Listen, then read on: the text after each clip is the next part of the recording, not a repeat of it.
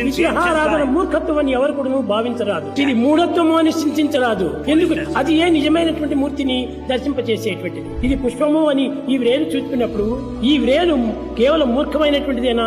ఇది మూర్ఖమైనటువంటిది అయితే ఇది పుష్పము అని దీన్ని చూపగలుగుతుందా? కనుక చూపబడినటువంటిది పుష్పము, చూపించినది వ్రేలు. దైవము చూపబడినటువంటిది, విగ్రహము చూపింపబడినటువంటిది. కనుకనే దైవం అనేటువంటి విగ్రహాన్ని మనం ఏమాత్రం కూడా విస్మరించరాదు. ఇది జడమైనటువంటి విగ్రహం అని భావించరాదు. జడమందు కూడా చైతన్యం ఉంటున్నది. ఈ చైతన్యం లేనటువంటి యొక్క జడము ఎక్కడ కూడాను మనకు కానరాదు. ప్రతి అణువునందు కూడాను ఈ యొక్క చైతన్యం ఉంటుండాలి. సర్వ రూపమునందు కూడాను ఈ చైతన్య శక్తి ఉంటున్నది. అణువురణీయాను మహతో మహీయాను, అణువు నుంచి ఘనం వరకు కూడాను చైతన్యం ఉంటున్నది. కనుకనే మనము ఏదైనా కూడా ఇది జడం అని భావించరాదు. మనము నీ దృష్టిలో ఆ విధమైనటువంటి జడంగా నీకు కనిపించవచ్చును, కానీ వేద దృష్టి లోపల అన్ని చైతన్యమే. కనుకనే అట్టి అవేర్నెస్ అనేటువంటి యొక్క శక్తిని మనం విస్మరించటము చాలా పొరపాటు.